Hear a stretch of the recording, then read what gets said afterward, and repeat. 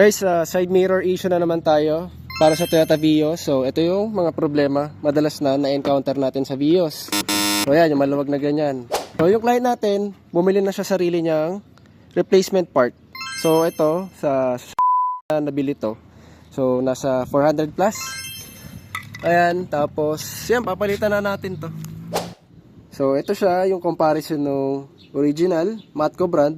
Ito, replacement part lang. So, okay din naman to. Kaya lang, syempre, yung quality ng original, ibang-iba dun sa replacement part. Assemble ko lang din muna to. Tapos, pakita ko na sa inyo yung folding niya mamaya.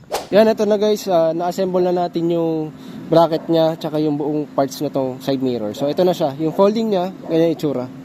Ayan, oh. Parang bago na ulit siya. Ayan. Tapos, okay din naman yung folding na to.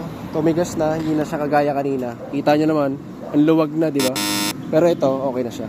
Hindi lang to kagaya ng mga videos na ginagawa natin, yung sinasampal natin. Iba kasi yung style na ginawa natin dito. Tsaka dun sa original natin na ginagawa talaga sa pag-repair ng side mirror. So, eto guys, kayo na lang bahala kung ano mas gusto nyo, kung bibili kayo ng bracket or yung sa akin na lang yung style natin na ginagawa.